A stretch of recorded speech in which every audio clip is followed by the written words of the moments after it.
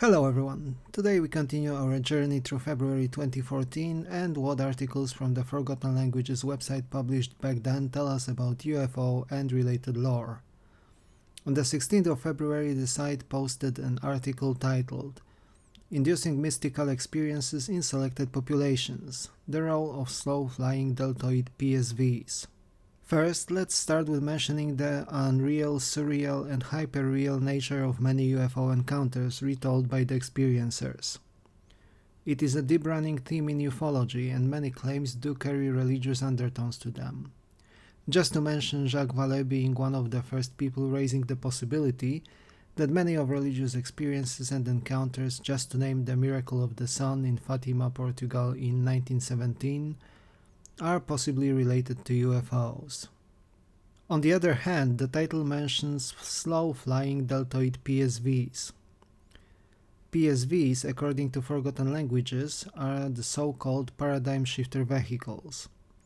In the ufology circles, those are most commonly referred to as ARVs, or Alien Reproduction Vehicles.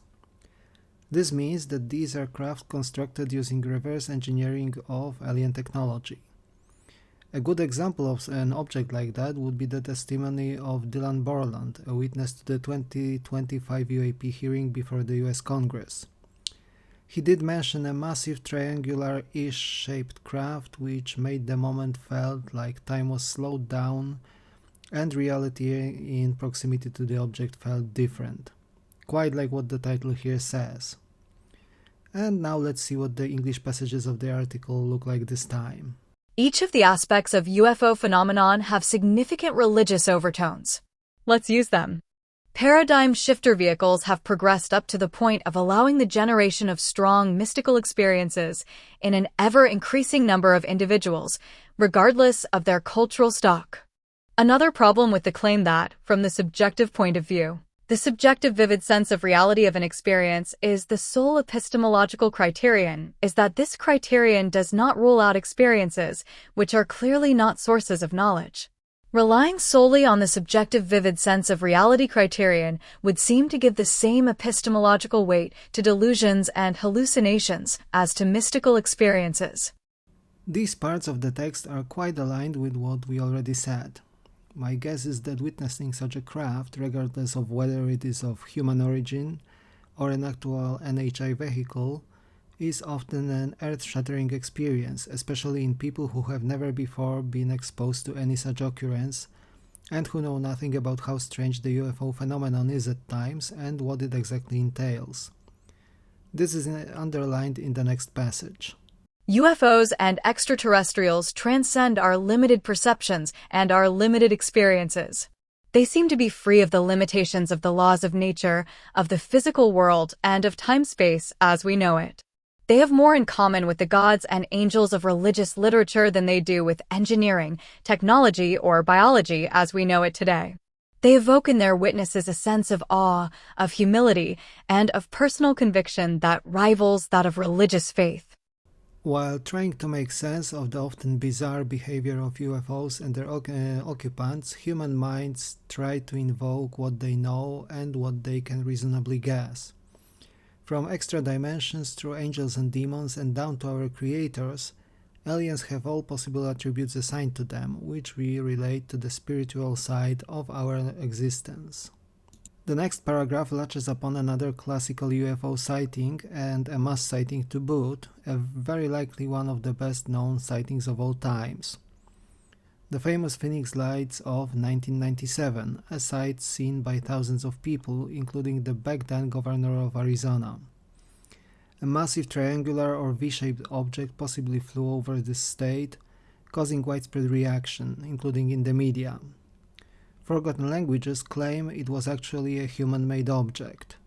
The test flight of the PSV-25S over the transect Nevada-Arizona gave birth to the so-called Phoenix Light sighting and consolidated the basic premise we wish to induce on the population, i.e. that their technology is vastly superior to ours, their spirituality is vastly superior to ours, and their societies are vastly superior to ours.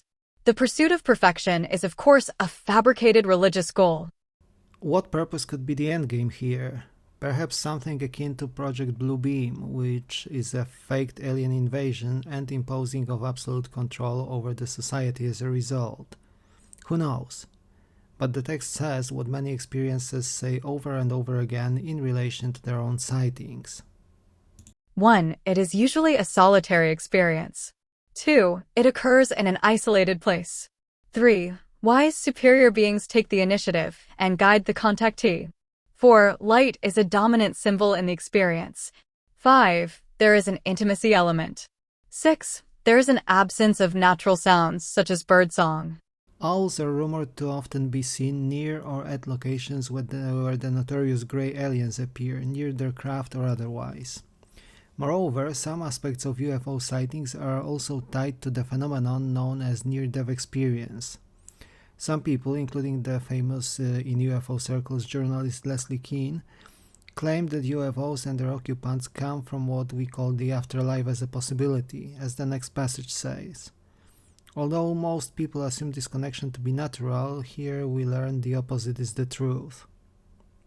After being exposed to the PSV vehicles, individuals suffer a change in attitude towards death.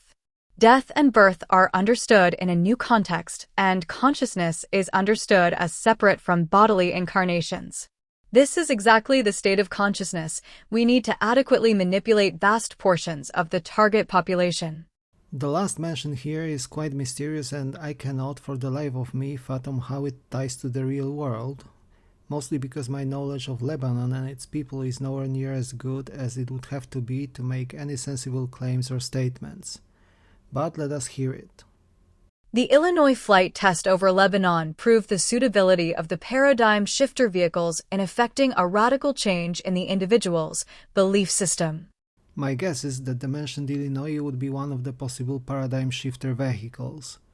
It is also worth noting in regards to this article that the bibliography mentions quite a few reading items related to the topics discussed today, from morality through religion, perception and psychology. This article is a very stark reminder of how strongly all those topics permeate ufology. No matter how much we sometimes try to focus on the craft and the beings, the phenomenon inherently carries much deeper and intricate ties to the totality of human experience. Today we covered just one article, but it carried a lot of baggage with it. Aside from forgotten languages, there were news in the UFO world. President Barack Obama stated that aliens are real and triggered a flurry of activity, both online and offline, and an equal measure of speculations. While he later clarified that he meant it more as a general statement, many people took it as a hint of him knowing more as the former President of the United States. That is just by the by. What do you think of the topics discussed today, dear viewers? Let me know in the comment section down below. I will be more than happy to engage in a discussion. Have you had an experience matching one involving a paradigm shifter vehicle? Thank you for watching, like and subscribe if you enjoyed the content, and I will see you soon in another video. Take care.